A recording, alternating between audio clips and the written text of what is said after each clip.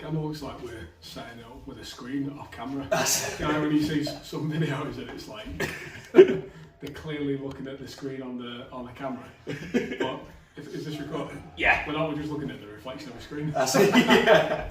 So we're looking behind it, going, right, the angle's perfectly set up. Yeah. He's out angling me again. Yeah. Let's try and... Hi guys, welcome to another episode of the Grapplers Academy. We've got Bonafide PT, coached by Sai. Before we get any further, make sure you hit that like button, subscribe button and drop a comment below with regards to what we talk about today. We've got a few things, sort of like Worlds have already been. We had the final of Who's Next is in a couple of weeks. Yep. On Flow Grappling. ADCC is right around the corner. Yeah, like 9 weeks or something like that, 10 weeks? Yeah, I think it's like, is it September? Yeah, you said it was like the end of September or something, wasn't it? Yeah. 17th of September? Yeah, I can't wait for that weekend. Yeah. And then we've also got, prior to ADCC, another rematch between Pena and Gordon Ryan. What is it? I'm not sure whether anything's happened to that. Last I checked, it was still on. What promotion's that on? I think it is a floor grappling promotion. It might be like a Who's Next, or they've sort of signed it just before the ADCC because of all the talk between them. Personally, I think I'm favouring Pena. Just more so at the moment with the disruption to Gordon's training, different mat that he's training with, preparation's going to be very different. Pena's not had any of those difficulties and those issues, so I don't think his training would have been disrupted as much. Like, Gordon's training with Merrick Hartley, he's always going to help somebody, but he's a gi specialist, yeah. And it's going to be a no-gi match against a guy who Gordon's got 2 losses against already, and I think it's a no-time limit, sub-only match again. That'd be fucked up if he did win, wouldn't it? Yeah, very, very. I'm just seeing now that Craig Jones is in the under 99 kilo. Ooh. Which is interesting. A move up from the nightmare match of his from Dinners. Every single time he fight, he's never going to win. Because that was the first year, like he was in that division when he beat Leandro Lowe. Yeah, and then he dropped down. He must have just been like a replacement for that category last minute. But yeah, he got that one when he came in and kind of like shocked everybody. Yeah, he's sort of like first time on the world stage, wasn't it? Yeah, so that terrible haircut. Interesting to see him up at under 99 because I mean the guys are pretty big in that. Yeah. Not that he's a small guy. I say yeah, Craig Jones isn't overly small. Like he's probably gonna not match up to the size of the under 99ers, but he seems to be quite well equipped to. Yeah, we did. It was like ADCC. I can't wait. Yeah, to watch that. Like I say, preparing, gonna get my TV set up, floor grappling on live. The commentary's always good as well. I like it. Yeah. Yeah. Yeah. And the crowd always get hyped. And it just seems like an event that you want to be at. Yeah. Like it's kind of the only thing I can compare it to will be like the World Cup for football fans, or even pretty much, isn't it? Super Bowl for NFL fans. Yeah, it's like a whole day or couple of days of like super fights, basically. Yeah. Everybody in each bracket is like a super fight in their own right. Yeah, obviously going to the Worlds or whatever, there's a lot of top level guys there, but not every fight is going to be household name sort of things. I think with the Worlds, you've got to qualify to get into it, but it's qualifying through doing other tournaments, whereas I get the impression that the ADCC's got a more stringent sort of qualification process because they've got a very limited amount per bracket. They've got the invitations, you've also got the trials that you've got to win to get into it. And it is a more desirable tournament to win. Yeah. So I think the competition for people actually going into it, because you get a lot of people who do Worlds who will do the ADCC, but not as many that will do ADCC and go for, say, like the GI Worlds or IDGF tournaments. I mean, with the likes of, because it's like semi-invitational, isn't it? And then you can qualify by winning the trials or whatever. Are there any people in there that you think get an invite that don't? I'm not going to say don't deserve it, but like aren't quite there at that elite level. Maybe like they were 10 years ago or whatever. I can't think off the top of my head. I'm not seeing the full listing, but it's pretty safe to assume there's going to be a few kind of legacy invitations. Yeah, I mean, I think the only one I'm thinking about in the top of my head, and not saying that he doesn't deserve to be there at all, I'm just wondering how many more times Orlando Sanchez is going to get invited back. Very true. Not that he doesn't deserve to be there at all, because he Yeah. does, but he's probably going to be one of those guys that keeps getting the invite that doesn't do much for the rest of the year competition-wise. Yeah. Even Rustam Chiziev. Yeah. Zhanji, does he do much outside of the ADCC at the moment when he's... Is he in this year's ADCC? He wasn't he doing commentary last year? And he was Yes. like, oh, not last year, last time. And he was like, I want to get back on the mats. Yeah. I don't know, I think, unless he's won a trials, again, not saying that he doesn't deserve it, but against this new generation, I think regardless, I think the only people that should be invited to ADCC to compete again should be previous winners. Yeah. So previous medalists, automatic invite, everybody else has to qualify. Or... So you mean the top 3 from the previous year? Yeah. Not from the previous year, but from the previous event. Yeah. Yeah, that's where I think, like, if you've medalled, maybe even top 4, because to get to the semi-final, to get to the finals or semi-finals, and sort of losing out on the medal of the 3rd and 4th place match, it still takes, like, you've got to be incredible to get to there. Yeah. How many people per bracket? I want to say 16. Yeah, I want to say 16, doesn't it? Because it'd just be quarterfinals straight away if it was. Yeah. So you've got 2 brackets of 8 for, yeah. So it's still a pretty decent sized bracket. Mm. And if you think of qualifiers from trials, you've got Europe and Asia. The countless America ones. Like the 4 Americas. Yeah. South America all gets lumped into one, doesn't it? Australasia. I'm pretty sure there's another Asia one as well. So there's 2 Asian ones. I do recall there used to be a separate Africa and European one, but they've merged them. Which is crazy. Recently. I mean, I don't know how much there is in Africa, so maybe they're just tagging Africa in with Europe because there's not that much there, but certainly from Europe, there's a lot of talent in Europe that you probably could do 2 divisions in that. The thing is, I've them both 6 months apart, and if someone's previously qualified, you just be like, you can't enter. Like, you've already got your ticket to the ADCC. Charlie in the chocolate factory. Because obviously there's other sort of reasons why someone will get invited. It's like they might not do the qualifiers, but they made a tear on the IBGF circuit. They're winning super fights, and they've just got a name for them. And for whatever reason, they've not done a qualifier tournament. But again, they still deserve to. Speaking of which, I tell you who's the perfect example of that, and one of my favourite competitors, just on the basis that they do fucking everything, is Sam Quinn. Yes. He does fucking everything. Yeah. Like, gi, no gi, IBJJF, ADCC, literally everything. He's always all over the fucking show. Yeah, I don't think there's been a weekend where I've not seen him put up a competition picture. I'm sure there's nobody who competes more. No. In more varied locations, in both disciplines, if you want to call it 2 different disciplines. And is successful. And is successful. Yeah. Yeah. I can't think of anybody to sort of compete there. Yeah. There's got to be a statistic on that, and I'd like to see it. I reckon on his... Do you reckon he knows? Should we message him and find out whether he knows? I reckon he's got a sneaky inkling about it. I also think he probably doesn't care either. Yeah, there is part of it that's sort of like, he's probably not even thought about that aspect of it. He's probably like, oh yeah. Remember when we had him on and we were speaking about it, the match that we were reviewing with him, and he was just like, oh, there's one where I got a sub, it was a bit of a shit match. Well, thank you for your honesty. Thank you for your honesty, absolutely. I was thinking about that the other week actually, to be honest. Like, there's probably nobody who's more active and doing as well as he is in as many different things as Sam is. And props to him. Yeah, like, very, very, very good player, keen competitor.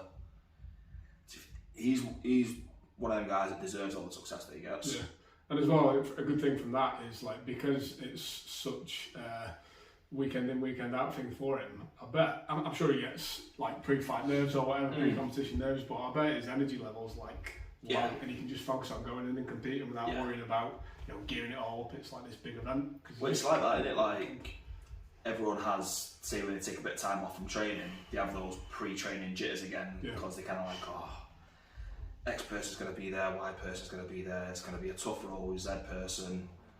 Oh, I don't know if I'm quite cut out for this yet. And you build yourself up. Sometimes you don't go, sometimes you go and you go, glad that was over. Next one, maybe a little less jitters, but it sort of progressively gets worse. Even for your first time ever training, those first few weeks may be nerve-wracking, but then you get used to it. And from what I've heard from a lot of competitors who've spoken on the subject is competing's the same thing.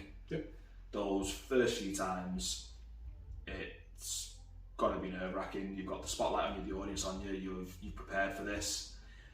You've more than likely told all your friends, family, and they're going to be expecting you to win. Like, they don't know, they might not know the sport, they might not know how easy it is to lose. That's not saying it's easy to win, that's saying it's very easy to lose. The pressure you feel, what it's like on the day, and you go in there with all this pressure. Whereas I've heard this from multiple people, and we had Lloyd in over the weekend at that Hive, and he mentioned as well that Chris Hoyter said it to either him or Adam about competition and nerves, and it was like, nobody cares. Win or lose, come Monday, you get your podium picture, nobody cares. Like, you care, you want that win, you want to compete. So I think once you come to that realisation that it's you're the one that cares about this, it makes competing that little bit easier as well. Yeah, we've spoken about that before as well, haven't we? Yeah. You know, you're in a tournament and it's like just anything, Empire, whatever. You think all eyes are on you. On the mat, you're like, nobody's fucking watching. No. Nobody's watching. Everyone else is self-absorbed with what they're doing, or they're there to watch the person that they came with. And you know, I think on top of that as well, the guys who get a really rough deal of it are the MMA lads, because they've got to like sell the tickets to the fights that they're fighting on. They've got a big build-up, they've got a big weight cut, and you know, that's stressful. And you know, you might be bringing 50 to 100 people to a show to watch you, and you're hoping that you're going to win. And then if you lose, you know, you feel like there's a lot of eyes on you that, oh shit, I've done shit. But it's all internal, nobody cares. Everyone just wants to see you do well. You didn't do well, hopefully you didn't get injured, and they just want to see you go back out and do it again. And what probably a lot of them don't realise is 80 to 90% of them there are probably there to go on the lash. They're there to watch the fights, but they're more there for the night out. And they're there to support a mate. It's not that they're expecting you have to win. They're just there to go on there and support a mate. And you've got your mad auntie in the crowd going, fucking knock him out! Just stand up! Just stand up! So that what is one nice thing actually about going and watching jits competitions versus going to like an MMA event is definitely feels like there's less likelihood of something kicking off at any given opportunity. I've only seen like a handful of kickoffs at grappling comps. And also the thing at a grappling comp is there's a good likelihood that almost everybody there trains jiu-jitsu and can fight, probably. Whereas if you go into an MMA event, there's probably lots of people there who like to think they can fight. True, actually. So you get into a fight with somebody at a jiu-jitsu tournament and you don't know them, and they might be like a black belt head coach, and you're like, fucking, you just picked the wrong fight, mate. I've been at loads of UK shows, and safe to say about 70 to 80% of the time, someone gets bounced out by the bouncers. But I'm not talking kind of like bounce because they're the bounce. I'm talking bounced off the walls and then chucked out the back door, or bounced down some stairs before they get the lead into. And I've seen like where I've been sat at a table and there'll be two tables where one person who's in the ring split by one table, their opponent's the next table. And then as soon as one person starts to sort of lose, one's jumping up, screaming, cheering, the other ones are shouting to them to stop cheering. And then all of a sudden, it just takes one or two people to not like what they're hearing, and then you get tables fighting. Take it for what it is. I really don't think they should sell booze at MMA events. No. It's like a recipe for disaster, isn't it? Well, it's like big like UFC events. They sell beer there, but by the time you've got to the bar, ordered your pint, Yeah. got back to your chair, you've either drank your beer or you've sobered up. So it's not enough time to actually, unless you're going around getting like 10 pints at a time. Which I'm sure somebody does. Wait, true. That's it. Probably for the price of it, to be fair, at a UFC event, like you're getting a couple of pints and that's it. Yeah, like I'd be like, yeah, I'll stick to 1 or 2. I'm driving tonight, yeah, I'm driving. It's a 6-hour event. I'll tell you the funniest thing about these events actually, like getting into fights with members of the audience or whatever aside, people like having a go at the refs. Because the refs all train. Yeah. Like anybody who's reffing a match, pretty much, like for all the ones I know, certainly anyway, have trained for a long time. Yeah. Rather than MMA or the jiu-jitsu guys, and like you're getting into a fight with them, and you see these videos on YouTube, and the ref just squaring up, going like, "Fucking come on, man, let's have it." Well, what was that one where? Do you remember? I think it was last year or the year before, where the ref put one of the opponents to sleep. Yeah. Yeah. Don't start fucking with anybody. No. Because the referee will put you to sleep. Because it makes me laugh as well when you have sort of like the amateur fights or like the white collar fights. The ref is there solely to make sure that that person can walk out of that ring and go to work on Monday. Yeah. Like, they're not making money from this fight, it's not their career. So it does kind of rub me the wrong way when you see someone get rocked badly and the ref steps in to stop them from being injured further or potentially like put unconscious or whatever. And crowd shouting early stoppage, the fighters complaining early stoppage. It's like the referee's gone, I'm just here to make sure you don't get hurt. I get it, it's your career, but brain damage ain't gonna save you down the line. Yeah, I mean, and you don't care about it in the heat of the moment, and then maybe when you reflect back on it on Monday morning, when your jaw's a bit sore, you're glad that you didn't get fucked up anymore.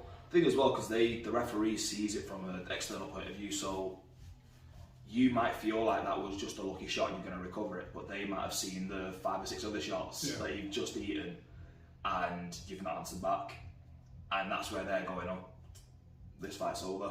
Don't get me wrong, there's been countless bad decisions by referees, but more often than not, they are to help save the fighter. But yeah, everyone makes mistakes. I think on a professional point of view, Herb Dean seems to get the most shit for like poor decisions and leaving it too long. I don't know what's happened with him though, because he used to be like gold standards. Yeah. I think it's since we've seen less of Mazagati and Yamasaki. Didn't he get done for like just turning up drunk or? I don't remember. One of the refs was like accused of being drunk or like drinking too much before the fights. Oh wow. And I remember fighters saying they could smell it on them. Oof. I'll do a bit of Google on that later. I can't remember who it was. But going back a couple of steps, like we were talking just before we got started with the recording as well, is like coming back from injuries after training. And you know, what's your opinion on that? Like, you should obviously take your time coming back in so you don't aggravate the injury further. But we were talking about like from training partners' point of view. Do you consider yourself like a liability from turning up to training with a little bit of an injury and kind of going off the goodwill of your partners, making them like asking them if they'll adapt their training to fit you in, or do you just not turn up until you feel like you're 100% good to go again? I think there's a couple of ways to address. Like for me, it's kind of like first and foremost, address the session first. So if you're injured, you're not going to turn up to a competition or a sort of a session that's renowned within the diary to be a tougher session. I think, especially if you've got everyone turning up for that one to have hard rolls and a certain type of intensity, maybe not turn up to that one, but the sort of general classes where there's a bit more technique, a bit more drilling, and they're still rolling, I don't personally think there's any issue with coming back to those sessions, because at the end of the day, everyone's going to get injured at some point, and if one person's not willing to adjust their style of rolling to be if somebody injured, then they can't expect somebody else to have the same respect for them when they get injured and they want to try and come in training. And it's like you say as well, like you just let your partners know, being like, look, I'm here. I'm only going to be training really light tonight. I've got XYZ injury. If you want a tougher round training tonight, I don't mind if you don't want to roll with me. Like, just let me know. I think that basically, I think it comes down to communication. Yeah. Talking to your training partners, and using a bit of just awareness of what sessions you're turning up to. I suppose it depends where you're at with your training a little bit as well, because if you get, I suppose it's a good and a bad thing, because you don't really tend to pick up any terrible injuries within your first year of jiu-jitsu, unless it's been some weird freak thing. You're probably going to get injured after, I joke that you can't get your promotion to blue belt until you've had a serious injury, because it always kind of seems that it's around about that 2-year mark, isn't it? Where you either fuck your knee up or your neck or your back or whatever. So I always tell the white belts, you're not getting your blue belt until you've had a serious injury. So let me just put this heel hook on a little bit faster. Yeah. Can you break my legs back when I'm on blue belt? If you're that dedicated, then yes. But yeah, and if you were to get an injury really early on in jiu-jitsu, I was saying this to one of the guys last night, you'd probably just be like, fuck this, why am I turning up for this? I'm getting injured. Yeah. You wouldn't just go, if you went and played, you were in your 30s or mid-20s and you wanted to go, I want to go play rugby, and you got fucked up and your neck was fucked up, you're just like, I'm not fucking doing this. Yeah. I mean, it's kind of testament to how much fun jiu-jitsu is, isn't it? Yeah. We get fucked up badly and you still want to go in week out. But for me, I've pretty much not, I'm coming up shortly, I've not really trained for 12 months since October. It's a little bit of time off still yet, but I've not had any really significant training since October. But what I've been doing is going down and just watching the class at a minimum and trying to internalise some of the stuff that I'm seeing and learning, or helping out if I can help out with some of the white belts and the blue belts. It's frustrating because I want to train and I can't roll and I can't even drill most stuff, and especially at the moment as well. So it's really frustrating actually, but I still go down because I'm getting something from it. And this is a benefit for me because I've been training for a decent amount of years. I can go down and I can watch all the white belts or the blue belts, and I'm seeing the same mistakes that they're making. And when you pick up on that and you think about what would the coaching point be, or you're having a chat with the coach and that as well.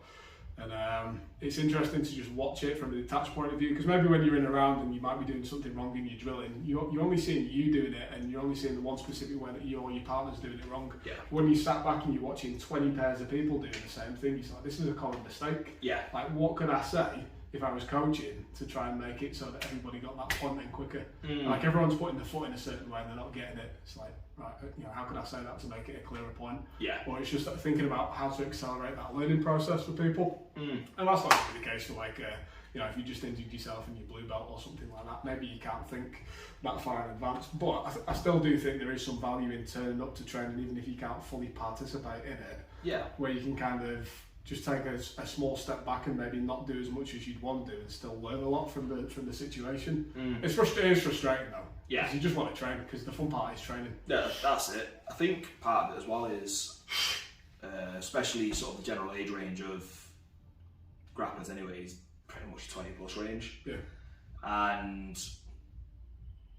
the club becomes part of your social circle. Yeah.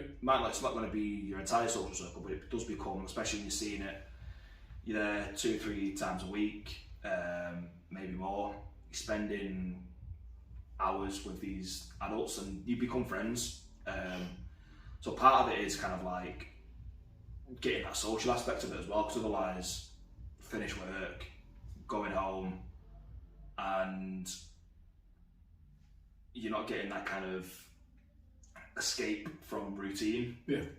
Which for me, jiu-jitsu provides it, because it's controlled chaos. Yeah. And it's kind of just that mental break from general routine. And I think that, along with the social side of it, it makes the sport more than what it perceives to be on the outside. Yeah. And I think that's where it's going training while you're still injured and just being around your training partners. And like I said, finding elements where, okay, everyone's doing this mistake, what can I sort of come up with to solve it? also you're absorbing what they're doing. Yeah. So you're picking up details from techniques that you might already know, but you're going to see from a different perspective or a different angle. You're going to see how everybody else in the room performs it. So that's going to overall make your game better as well. Yeah, what was interesting, I had like a brief window of time about just around about March or April where I was feeling pretty good. Like my back had healed up a little bit before I injured my knee, and I came back on the mat, so I was like, what the fucking shit, I'm not going to remember anything because I've had a big amount of time off. And actually the amount of time that I'd spent down there and absorbed all the techniques, still with the amount of muscle memory I've got from the years of training and the knowledge that I've already got, I was still doing fine. It was like I just had a couple of weeks off. So I just turned up. I mean, like definitely going home, doing a 12-hour day of work, then going just to training for a bit of a mental debug. I go home in a better mood to my family after that than I would do if I just went straight from work to home. It's a little bit of a buffer time. You're having a bit of a laugh with your mates. And then, like on top of that as well, you just said, I think there's a sweet spot in jiu-jitsu where the social circle that you have at jiu-jitsu is the biggest, because and it's like end of white belt, blue belt-ish, because you've been there with a group of people for like 2 or 3 years. You started off not knowing anybody, like first 6 weeks, like you're starting to make friends or whatever, and then you know a lot of people, and you know them for about 2 or 3 years, and then people start dropping off. And then the longer you're at a club and the longer you've been training, the less people you're really good mates with.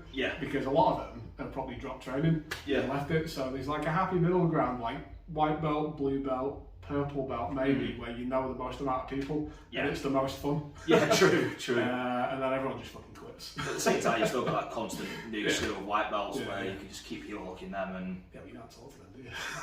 Some of them are alright. We need more white belts.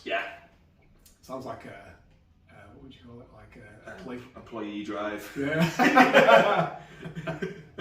Donate blood. We need more people. Pledge today. Give blood. Give blood. Give a white belt. Click the link below to donate your white belts. It's not a bad chance. Volunteer white belts. That's it. I think we'll round it up there. The Bonafide PT, I'm coached by Si. Make sure you hit that like and subscribe button and drop a comment below with your thoughts below. Comment below with your thoughts. Yeah, that works. If you've got any white belts you want to volunteer, stick that in the comments. Tag them in this video and we'll get the the trial set up. Make sure you hit that like and subscribe and we'll see you next week. Tidy ending.